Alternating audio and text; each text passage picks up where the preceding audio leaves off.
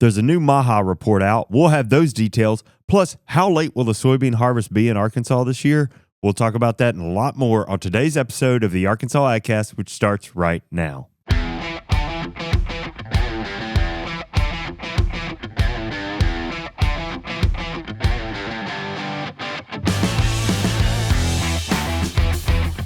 You're listening to the Arkansas AgCast, where we discuss the latest news, trends, and issues impacting Arkansas farmers and ranchers. Our show is brought to you by the Arkansas Farm Bureau Federation and hosted by Jason Brown and John Nickman. Howdy, howdy, howdy, gentlemen. Hello. And ladies, listen. Anybody listen?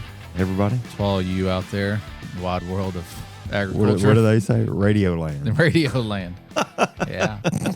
Podcast land. Oh, yeah. This is a podcast. Or internet land. Yeah, how about that? Well, it's Thursday. We're back. I took the week off last week for a deep dive episode, which kudos to you on that one. It was a good one. They're the best ones when I do them. I was telling him his ever so humble. Yeah, you know how he does. What?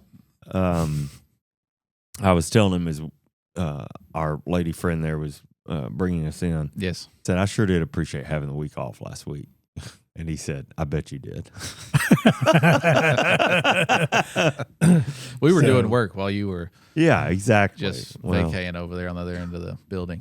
Well, I tell you what, I probably should have saved it for this week because I am, if you cannot hear, I am under the weather, not feeling great. Tough to listen to for sure. We're getting into that time of year where that it is, isn't it? First up. That first cold spell, and I picked up a cold. We're gonna get through it though. Yeah, we're gonna be all right. So anyway, we've got a few things here to talk about, but I thought we would start by talking about that Arkansas State versus the Razorbacks game here in Little Rock last week. Yeah. Tell me about your feelings on the game. Post game first, or pre game first. Oh, yeah. And the festivities. I wasn't there, unfortunately. Yeah. But I was jealous. It looked like a lot of fun. Well, how was your feeling after the game? If you don't know, I'm sorry. He is Jason is a huge Arkansas State supporter, which is a very positive thing. I do not mean that in any negative way, shape, form, or fashion, because I am as well. I just so happened to not go to school there like Jason did. That's right. Well, let's start with the pregame first. Okay. So busy weekend. I felt like every hour there was a new event being added to the general calendar events around the game. Yeah. I mean, we had I'm on the board of the Arkansas State University Alumni Association. We had an event at the system office on Friday afternoon, like a happy hour sort of event or whatever. Some friends of mine from college rented out the basement of the Flying Saucer for an event at 7:00 that night.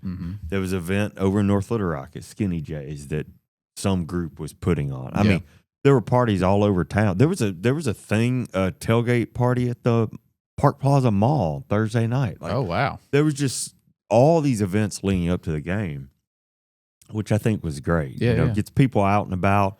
People are coming into town, so on and so forth. It felt like they made a big, I don't mean this negatively, but a big show of it, like a big presentation, and there was a lot of promotion behind it, and a lot of people showed up because as I was coming back in town as the game was ending Saturday evening, the golf course was still packed.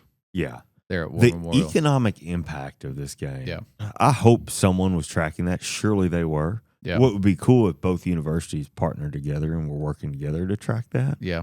It's Jason Brown's opinion, not Farm Bureau's opinion, but I think that would be very cool to see. It would. But and then on Saturday, of course, again, the Alumni Association, we had rented out the zoo for our tailgate party. We had nearly 4,000 people, Arkansas State University fans, pay. We charged a $25 ticket to get in without food.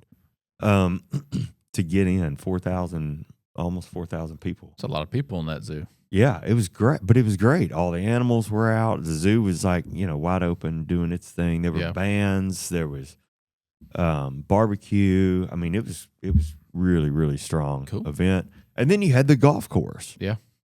I think Farm Bureau sponsored an ag focused tailgate at the game with extension. The golf course was packed. I used to live across from the 18th fairway. Okay. And so I've been to some games out there, some tailgates out there. It was always, I think, I'll say amongst like people my age or students while I was at school at the U of A, the comparison between Little Rock or Razorback Little Rock game tailgates and there on campus in Fayetteville, there was no comparison. Really? Little Rock was hands down, at that age, let's just go ahead and be honest, the party was a lot better. Sure. At the Little Rock games than they were at Fayetteville. Now, Fayetteville's done a lot of different things to amp it up. Yeah. And plus, the golf course in Little Rock, that area is a little flatter than the side of that mountainside that the stadium's on in Fayetteville. But, so I was kind of jealous and disappointed in myself that I wasn't able to be there. Yeah. But when I came back in, I was happy to see that golf course was full. It was a who's who, too. Yeah. I mean, you could not turn around without seeing somebody you knew. Yeah.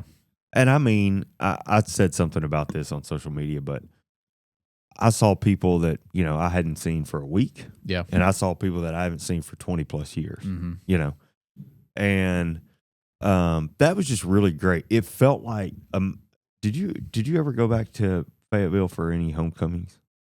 After I graduated? Yeah. Probably. Yeah.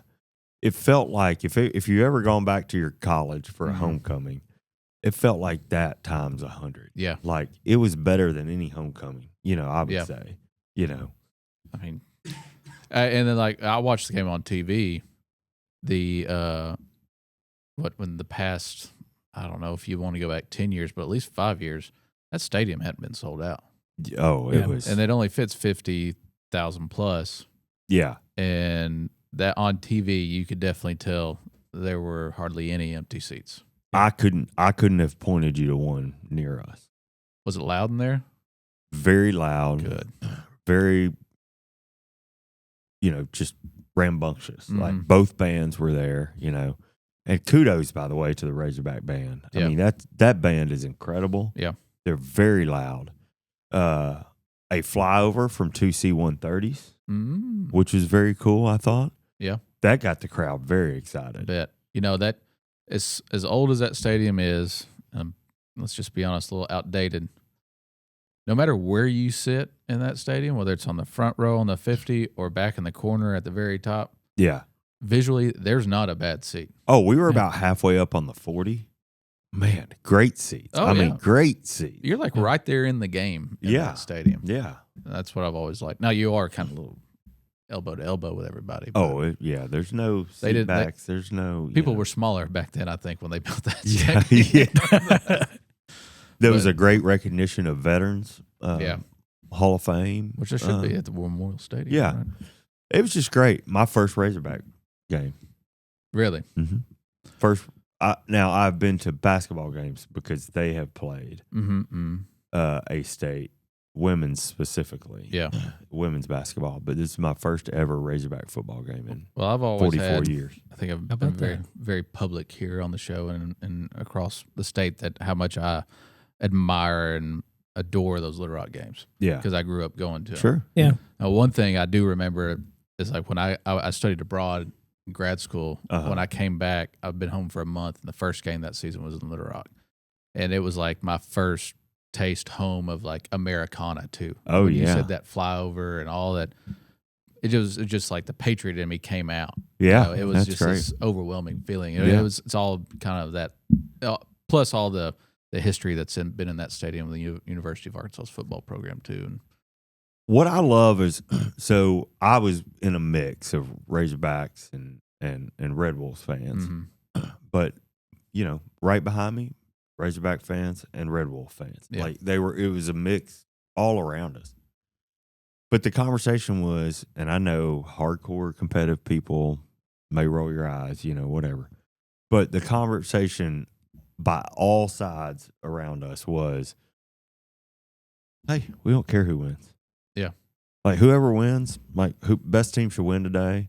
Yeah. And that's great, because I think the general feeling is like everybody's already won because this is happening. Mm-hmm. And I think that was cool. I mean, Yeah, I had this conversation with some A State buddies of mine that I was with over the weekend that are also U of A fans. Probably grew up Arkansas fans. Yeah. But went to A State for whatever reason. Yeah. One thing I've noticed, and I'm probably going to get chastised here, but like an Arkansas fan has nothing negative to say about an Arkansas State program or fan, but it doesn't feel the other way around. We'll agree to disagree. And I don't. And there's different individuals with different thoughts, right? Sure. Yeah. But I do know some diehard Arkansas State fans that just wish the worst for any Razorback team. But it's not reciprocal at all. At least those people exist for sure. I've never understood that. Why? Because like if I see, and I'm just me, if Arkansas is not playing Arkansas State, I'm never gonna root against Arkansas State. Yeah. I'm going to support any in-state school in any way unless they're playing the Razorbacks. Yeah, right? Sure. Yeah. So sure. I don't know. I've never really understood what the dislike was. Yeah. The disdain there. Well, it was a great event. I've never received that from you, by the way. Kudos. Well, good. Thank you. Kudos to the governor for calling for it to come back. Yeah. Kudos to Arkansas State for backing her up in that. Mm-hmm. We'll see what happens. I know there's a lot of grieving too, because I think everybody, even though nothing official, everybody's thinking, all right, this is the last ever game at War Memorial. I hope not, but there's a lot of grieving going on about that. But I think the consensus was what better way to go out. So yeah, it was a big one. Anyway, that's that. So really glad to experience that. That was a lot of fun. Speaking of college football, how's the pick'em going? The pick'em. I'm going to be completely honest. I am overwhelmingly happy by how many people entered the pick'em. I thought you were going to say you were overwhelmingly happy about how well you were doing. Well, that too. I'm in fourth. Oh, wow. Okay. Which is better than the two of you. So that's cool. Yeah. Okay. I would be in zero. You didn't enter it? I forgot to enter. You can still enter today. So, it is still open. That was another thing I was going to bring up. Just because you didn't enter at the beginning of the season, you can still still get in. Yeah. Okay. Or if you're in and you didn't make your picks. I'm seeing two individuals on here who who have not made picks. So you can still make those picks because we're going to give away prizes monthly. That's correct. Right now leading there's two people tied for second, but this was impressive. Clay Bertrand, if you're listening, Clay, congratulations on your first week. You went 10-0. Wow. He only got 3 wrong last week. So right now he's leading the pack at 17-3, and I'm in fourth at 13-7. Well, you just skipped over second and third. Well, I'm just trying to give the gap. Okay. But second, two people are tied for second. Cliff 316, and I can't pronounce Rakeisha Brown. Sorry, they're both 14-6. So there's pretty impressive guessers out there. Yeah. I think Clay's got the inside track on some information that we don't have. Well, what about, fourth place? There are 2, 4, 7 of you guys in fourth place. Our peanut correspondent, Mr. Will Hopkins, our local affairs personnel here. Lee Conrad's in fourth, I see. Yeah. And Chad Mark Morgan. Jackson. Mark Morgan, yep. Yep. And there's Jay Brown at 12-8, so you're not far off. No, I'm 11th, but that's a little deceiving because how many of you guys are tied for fourth? I could get all my picks wrong this week, and you could get all yours right and jump up there next to Clay. And that's probably what will happen. More than likely. Let's just be honest. It's September. The game's actually started technically in August. Yeah. But we're gonna go through September. We're gonna go through September. And I think we've kind of decided if you're gonna find out, the only way you're gonna find out if you won that month is if you're listening. That's right. Yeah. So if you want to deem your prize and collect your prize, you've got to hear your name called out here on the show, and either contact me, Jason, or Brian, or anybody here at the Farm Bureau building and ask for us. So I think that. Yeah. Well, what we'll have you do is if you hear your name, you need to comment on that week's episode. Yeah. And Okay. we'll talk about that as the prize giveaway gets closer. But I think that's what we'll do is if you're the winner for the month of September, then that's what you'll do. And I'll just tell you, you still have 3 Saturdays. That's true. To make up ground. So Yep. I would say even if you haven't gotten picks in yet, it's you can do it. Yeah. And it may seem as if we're making this up as we go. And we might. We're not. I don't think we are. We might. I don't think we are. So you never know. Next month Gotta might go ground. change. So That's funny. anyways. How but am I yeah, supposed to keep up with the rules if you're constantly changing? Well, you're here. You're on the inside. I didn't know that. Though, so. We just haven't really sat down and discussed and written these rules down. We just knew we were going to give prizes at the end of the month, every month. Then I realized that I have no way of contacting these people through the ESPN app. So we kind of landed on. Well, I think asking them to listen Yeah, is, I think that's that works just too. the way it should all be, for that. because that's the whole point of us Maybe doing we this, should is to get more people listening. Maybe we should add that to our social media post. Just get the word out there. It just shows I'm hearing things because for a second there, I thought you said I have no way of contacting these people through ESP. ESPN or ESP. Those would both be true. That is. That's funny. I do not have ESP. I do have ESPN, but So that is It's the one adequate. thing you admit you don't have. that's true. So ever so humble. Now that is something now I can say I can work on. Please do. And I'd like to be there for the practice session. That's exactly. That's That'd be like that movie, The Men That Stare at Goats. Is that? yes. Yeah. We're gonna have a special show. Yeah. But that's College Pick'em. Arkansas Game and Fish, Private Land Expo. Yep. It's going to be in the Benton Event Center, September 26th, 11 a.m. to 5 p.m. They're going to have some breakout sessions on ways to improve your land for wildlife. So I think that'll be pretty interesting for anybody that is looking for information to that extent. Should produce or have available information on new and innovative equipment. Tickets for that event are going to be, about $25? $25, I think, yeah. So, again, September 26th at 11 a.m. to 5 p.m. at the Benton Event Center. And then check that out. Also, we mentioned it last week. I'll bring it up again this week, that H-2A program employer roundtables that are going on right now, being hosted by the Arkansas Workforce Connections. The first one started yesterday. They're going to be all sprinkled throughout the state.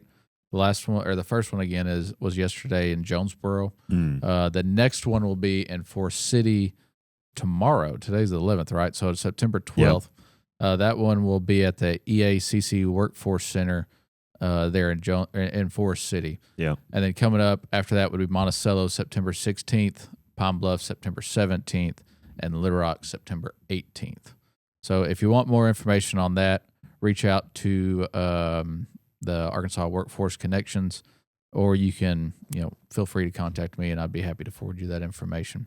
And they're just going to talk about a few different H-2A issues, how you can kind of guide you through the H-2A process as an employer, things to watch out for, things to be concerned about, et cetera, how you can work with this group or agency, just to try to make that whole process a little easier for you, the employer, or the farmer. Yeah, et cetera. That's great.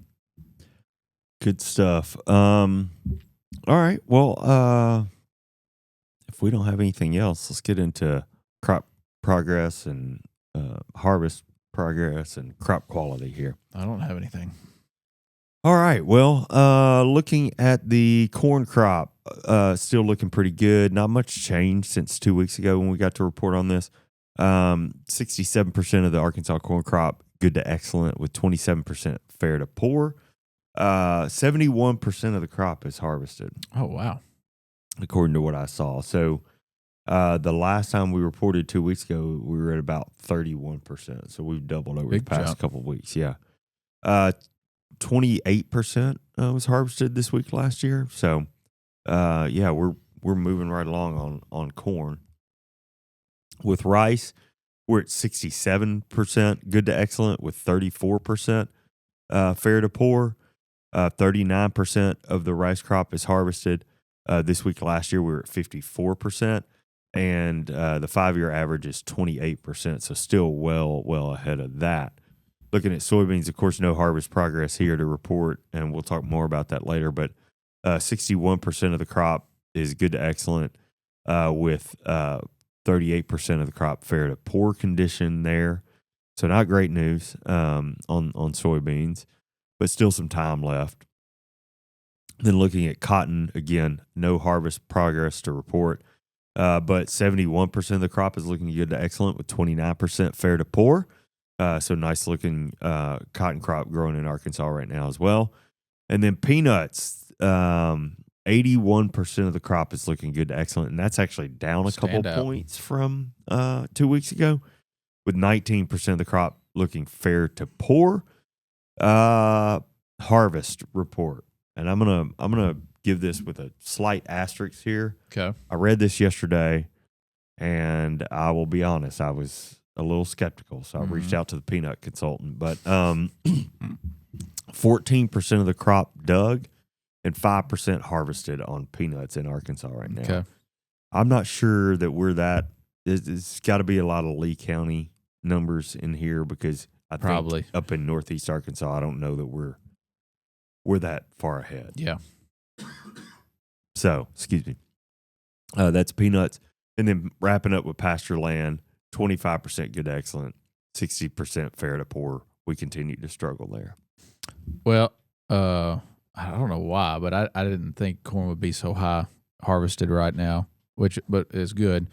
Rice, I did see some over the weekend. Yeah. And then I saw some soybeans that are pretty darn close, if not. I think we're ready getting at really any close second. on. Yeah, I would And it looked agree. like some people had already cut samples. Really? Yeah. Okay. But it did rain pretty hard Saturday, so maybe they were starting Yeah. and then maybe stopped. I'm not real sure. But yeah. there are soybeans out there. Either they just haven't been reported yet, or that we may see something change next week. Okay. And I like harvested it. numbers. I like it. Well, I haven't been down southeast, so I just don't know. I traveled down to Washita County earlier this week, but as you know, Yeah. no, not a lot of row crop down there Mhm. to look at. So, yeah. Anyhow, Well, I'm going back that way this weekend, so I'll report back. bring us some info back. Okay. Well, you want to get in the news? Let's do it. All right. So, as we've discussed on the show before, Congress recently enacted changes to Farm Bill commodity programs through the One Big Beautiful Act, or the reconciliation bill. Reconciliation bill. I wanted to say recession, but that wasn't it. Sorry. This resulting in significant subsidy increases for farmers with eligible base acreage. A new analysis by the University of Missouri's Food and Agricultural Policy Research Institute, or FAPRI, shows that all producers with base acres will see larger payments, though the size of the increase varies by crop. According to FAPRI, average payment for corn, sorghum, and soybeans are estimated to rise between 62 and 72%. By comparison, cotton is projected to increase by 177%, peanuts by 205%, and rice, the biggest one, at 222%. The analysis notes that these changes reflect adjustments in the price loss coverage, or PLC, and agricultural risk coverage, or ARC, programs, both of which were enhanced under the new law. So just as some background, the PLC program provides payments when average market prices for eligible crops fall below established reference prices. However, the ARC program pays when county-level revenue drops below a guaranteed threshold, which is tied to a 5-year average of market prices. Payments for both programs are linked to the number of base acres a producer holds for a commodity, regardless of whether the crop is actually planted in a given year. The new legislation also authorizes enrollment of up to 30 million additional base acres into the programs. So FAPRI provided estimates of how the law could affect per acre payments across several commodities. For example, corn payments are projected to rise from $24.97 to $40.47 per acre, while rice payments could grow from $50.45 to $162.58. Other increases include soybeans from $14.90 to $25.61, seed cotton specifically from $32.77 to $90.84, peanuts from $64 $1.46 to $196.60. Wow. Wheat would be from $14.90 to $34.18, and then sorghum from $18.03 to $29.81. Lastly, the report emphasizes that actual payments will ultimately depend on commodity market conditions. USDA's August projections of a record corn crop suggest that the market prices could end up lower than those assumed in the analysis, which would also lead to larger payments under both PLC and ARC. FAPRI noted that similar outcomes could occur across the crops if market prices shift significantly. So I thought that was pretty interesting. Those are pretty big jumps. Yeah. Especially for cotton, rice, and peanuts. Yeah, absolutely. I guess it just shows really how those updates or changes can. Yeah, I mean, that's going to be a huge impact. Yeah. Unfortunately, we won't see them until next year, but. Right. Well, that's the first real numbers I've seen associated with. Yeah, with me those. too. So, all right. Well, listen, I've got a story kind of exciting for the state. Arkansas will play host to ag leaders from across the country next week. From September 14th to September 17th, Rogers will become the place to be for agricultural leadership nationwide. The Arkansas Department of Agriculture is hosting the National Association of State Departments of Agriculture's annual meeting. The meeting is going to bring together secretaries, commissioners, and directors from all 50 states, 4 U.S. territories, and key industry and federal leaders. On the agenda will be a food innovation and consumer panel that will feature major players like Walmart and Tyson Foods, with opening remarks from Tyson Foods CEO Donnie King. Another session, the Water, Rice, and Ducks panel, will explore the connection between agriculture, water management, and wildlife conservation, with speakers including Keith Glover, chairman of USA Rice, and Mark Isbell, fourth-generation rice farmer from Lone Oak County. Arkansas Secretary of Ag, Wes Ward, currently serves as NASDA president, a role he stepped into at the 2024 annual meeting and will hold through this year's gathering. I think we reported on that when that happened. Yep. Ward has emphasized that agriculture is national security, and he sees the meeting as a powerful platform to highlight the state's leadership and commitment to safeguarding the agricultural future. That's pretty cool. All those leaders across the country are coming to Arkansas. Yeah, right? it's great. And we're going to, of course, spotlight rice and ducks. You got it. That's, what else would we do? I don't know. Yeah. Pretty cool to play host to that, though. Yeah, so absolutely. All right, well, let's step away from the news to hear about Farm Bureau Health Plans of Arkansas. Let's do it. I got a call saying that my plan was going to be canceled at the end of April. I really was kind of in panic mode to try and find a new health plan. Me being young and having 2 young kids at home, health insurance is vital for us. I got on the phone with Farm Bureau and I got in touch with an agent. It took me about 30 minutes, and then about 3 days later, I was approved, ready to go, whole family. I took a deep sigh of relief. So with Farm Bureau Health Plans of Arkansas, I'm saving close to $300 a month. You cannot find this plan anywhere else. Get after it and get it. Learn more at arfbhealthplans.com. All right. So, kind of a interesting topic has been over the news throughout the summer. MAHA. Yeah. Or the Make America Healthy Again report came out. Well, the first one came out, a few months ago? Yeah. At least 30 days ago. Yeah. It was met with overwhelming opposition from the ag sector, to say the least. But in response, HHS Secretary Kennedy and USDA worked with agricultural representatives to amend the report so that agriculture has a seat at the table. That new report was released just this week, so let's kind of go over what it all covers. Okay. The 18-page report was unveiled by multiple cabinet and agency officials. It outlines recommendations aimed at addressing children's health challenges linked to diet, chemical exposure, physical inactivity, and medication use. The report emphasizes public education on pesticide research while encouraging investment in precision agriculture and regenerative practices to reduce chemical use.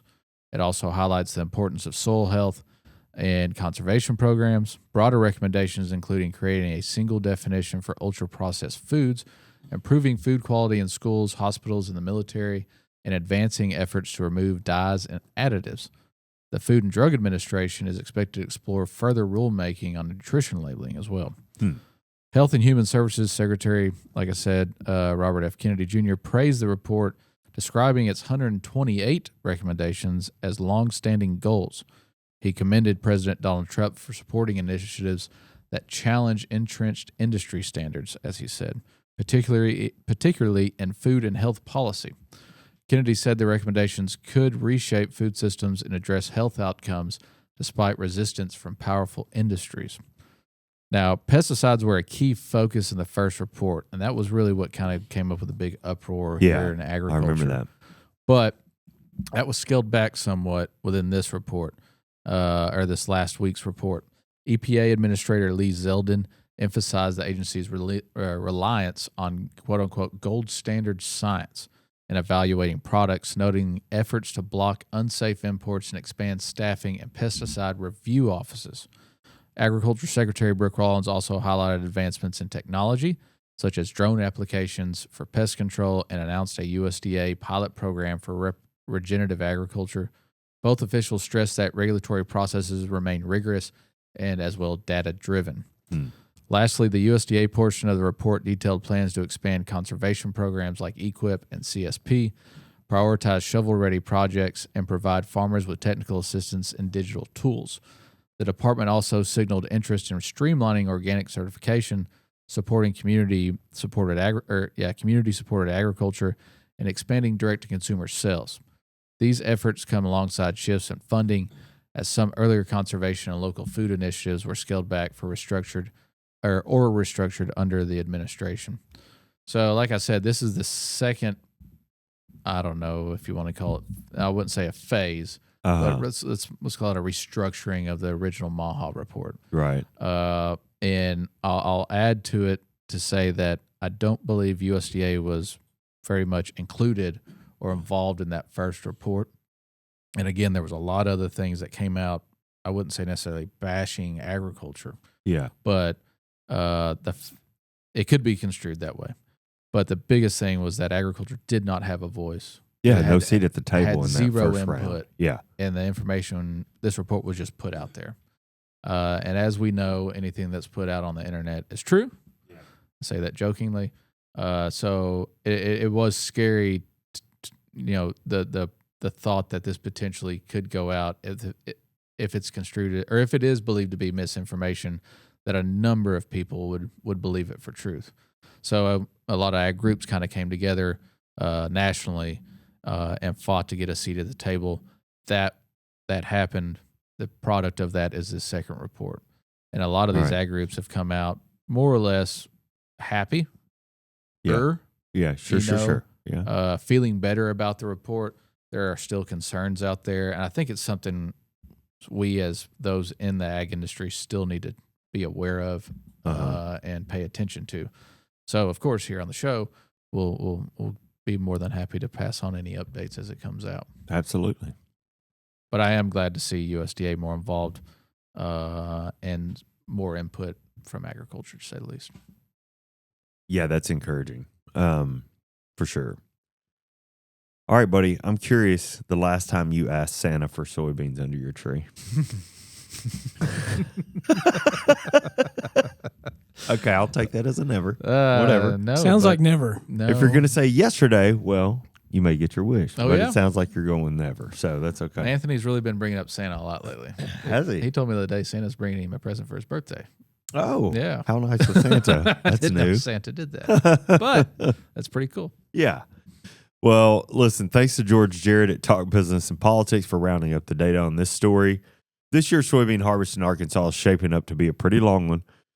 Typically, as we know, harvest will wrap up by Thanksgiving most years. Yeah. But thanks to a very late planting season, we may still have unharvested fields well into December, according to our friend U of A soybean agronomist Dr. Jeremy Ross. Oh, yeah. He said there could quite literally be, and I quote, Christmas soybeans in the fields this year.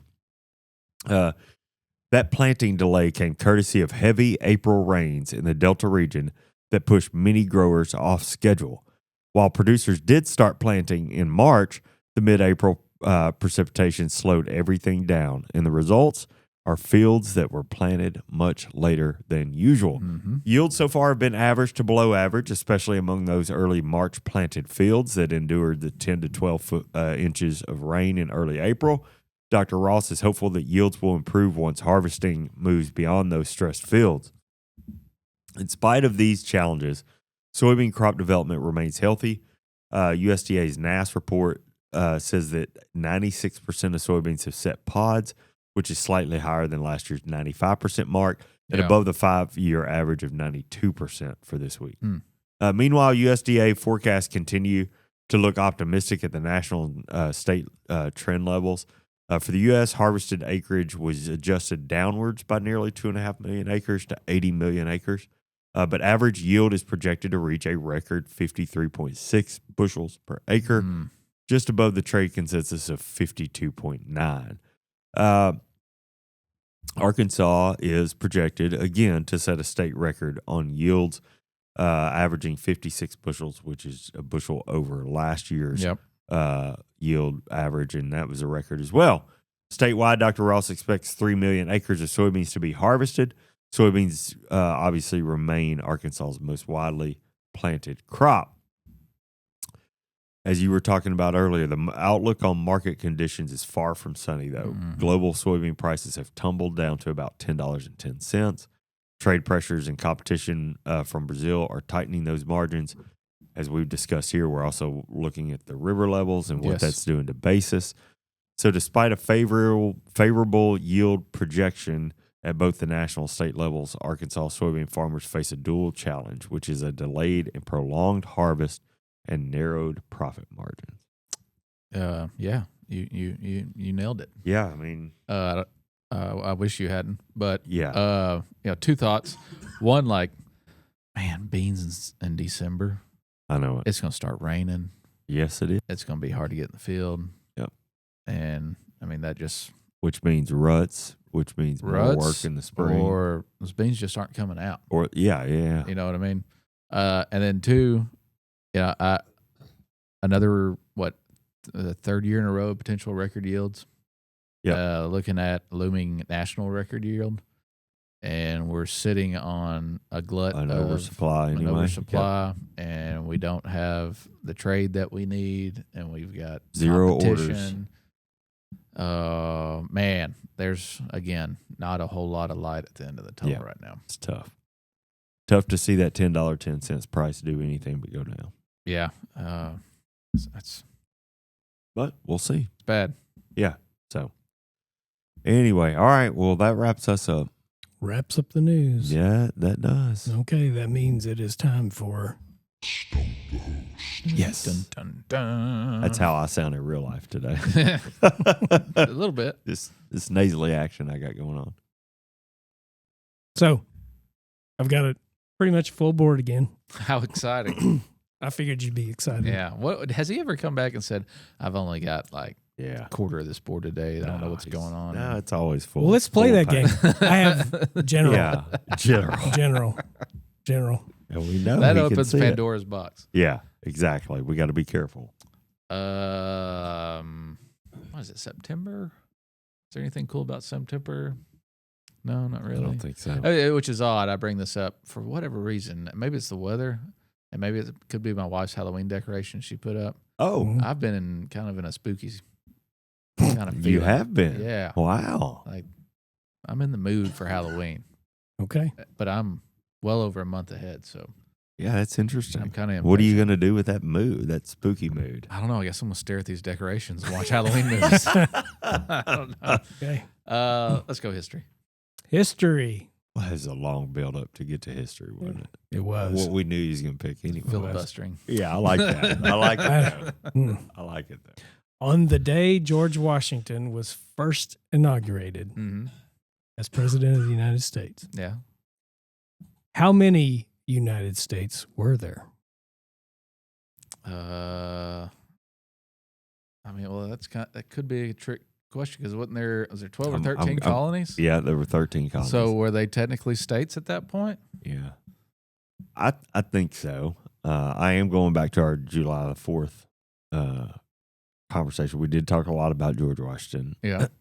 I think How many of those colonies became immediately states? Were there any that were holding back? I think they had to be state. I think they were states before he could be president. Yeah, I agree. I'd say at least 13. At least 13. It's your question, but I'm gonna have to guess. So you're kind of you're saying you're making 13. me work for you. You're saying 13. I'm going to say 12. See who was closer. You're both wrong. It was 11. Oh, you're headed $1, in the right direction. $1. Okay. I'll So- take that as a win. General, entertainment, science. Yeah. Yeah, moral victory. Geography, arts. Entertainment. Entertainment. Who was the second actor in history to decline an Oscar?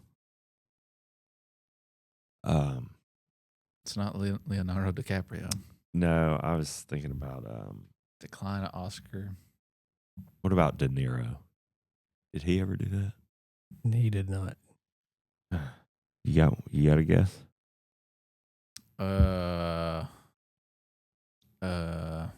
John Wayne. No. We're not going to get it, are we? My other guess was somebody that we talked a lot about on this show Reagan. about a year ago because I read his book. We can just keep on guessing. No. You tell us. Reagan. Ironically, you're like all over the. Really? If you just kept guessing in that little that same vein, it's Yeah. Marlon Brando. Okay. Marlon Brando. Yeah. I wasn't Friends off in a timeline. with the two gentlemen that I was thinking of. Of the same cinematic family. Sure. Mhm. Yeah. So- Okay. Marlon All right. Brando. You want to do one more? Yeah, sure. Why not? So choose general, science, yeah. geography, arts. Let's go general. I like that. End it with a bang. Yeah. General it is. Oh, he's got a good one. God. Good for him. What sport features the fastest moving ball? Ooh, Oh, I know that. Hands down. it's not baseball. No. I'm gonna say squash. No, Baseball would be faster than squash. I'm right between Base. lacrosse and cricket, but I'm going to go with lacrosse. cross would be a good one too. I was thinking of a ball No. that's being thrown. Yeah. With a tool. It is high lie. High lie. Don't even know that. What I is don't high think. lie? High lie. Mm. It's a sport. You got me for a minute. I thought you were really gonna come at us with I'm glad some you asked, knowledge. John. Yeah.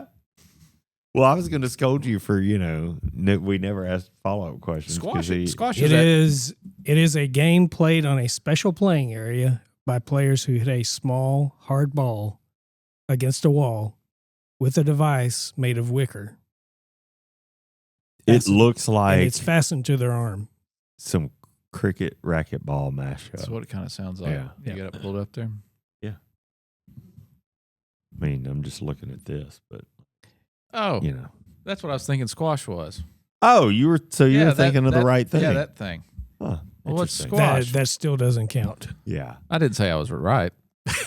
I think that's Squash, what the you're trying ball, to say. the ball moves. You can hit it pretty hard, but it does not move very fast at all. Matter of fact, once you hit it, it pretty well dies. Like Really, we Yeah. played it once, Uh-huh. and man, I got worn out just trying to hit it the second time. Oh, squash is Oh, with a that's- racket. Yeah, Yes, Yeah. yeah. It's like racquetball with an extremely heavy ball, like very dense. But you were thinking highlight. I was thinking of that. You were thinking highlight. Yeah, you just it used is the wrong very term. unique. Yeah. Yep. Because they almost look like they got a helmet and yeah. You're right. they're protecting themselves. Okay, well that's cool. There you go. So All right. Well, anything else to cover before we get out of here? You have any big plans for the weekend? No, not really. Me neither. Just gonna be around. Yeah, it's gonna be here. All right. Well, that wraps up the news for this week. Thanks for following along with the Arkansas AgCast. We're grateful for you taking the time to watch and listen. Absolutely. Remember, you can catch new episodes of the show every Thursday afternoon Find video episodes on Facebook and YouTube. Listen to the audio version wherever you listen to podcasts. And make sure to subscribe and leave us a review when you have a few extra minutes. The Arkansas AgCast is brought to you by the Arkansas Farm Bureau. I'm Jason Brown. And I'm me. We'll see you next week.